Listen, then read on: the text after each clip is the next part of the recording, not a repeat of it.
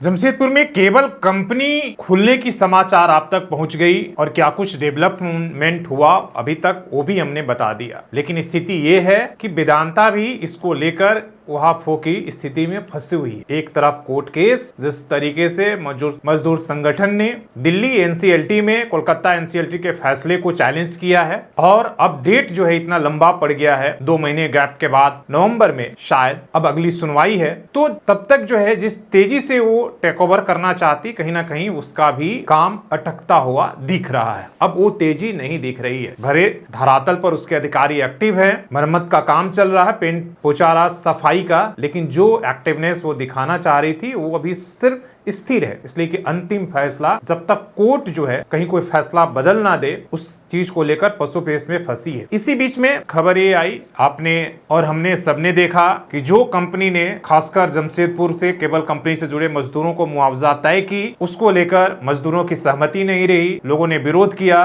2 किस्तों में लोगों के अकाउंट में पैसे भी आए, लेकिन अब सवाल लोगों के पीएफ बकाया को लेकर है। पुणे की कंपनी के केबल से जुड़े हुए, केबल कंपनी से इन कैप से जुड़े हुए मजदूरों को पीएफ की राशि की भुगतान कल कर दी गई है। जमशेदपुर में इसका भुगतान नहीं हुआ। तो जमशेदपुर के जो मजदूर हैं, केबल कंपनी से जुड़े हुए हैं, इतने लंबे इंतजार के बाद उनका पीएफ नहीं मिला, वो इस बात से नाराज हैं। जबकि पुणे में इसकी भुगतान कर दी गई है। आज अखबारों में एक खबर है जिसको लेकर जो जमशेदपुर के इकाई कर्मचारी हैं वो एनसीएलटी में याचिका दायर किए हैं और 24 अगस्त को इसकी सुनवाई की तिथि निर्धारित की गई है। सवाल है कि आखिर जमशेदपुर के केबल कंपनी से या इनकैप से जुड़े हैं मजदूरों के साथ ऐसा भेदभाव क्यों हो रहा है? क्या उन्होंने कोलकाता जो एनसीएलटी का फैसला है उसकी चुनौती उन्होंने दिया है इसलिए, या वेदांता के टेक ओवर में एक तरीके से जो मुआवजा तय किया गया है वो उनको स्वीकार नहीं है, इसलिए वो रोड़ा अटका रहे हैं, इसलिए उनका भुगतान अभी तक नहीं हुआ? ये तमाम सारे सवाल है। कल एक मजदूर संगठन ने केबल कंपनी को मुद्दों को लेकर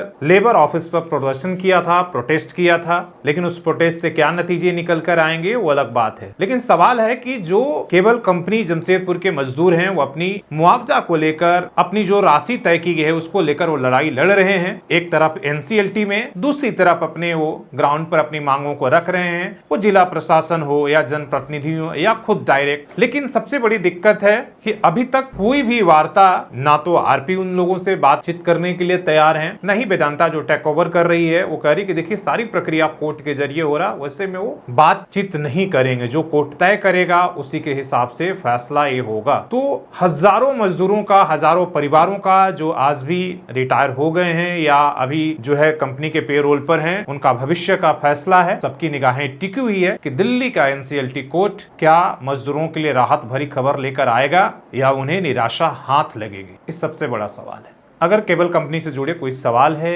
या कोई अपडेट है तो जरूर आप कमेंट करके बताइएगा। धन्यवाद।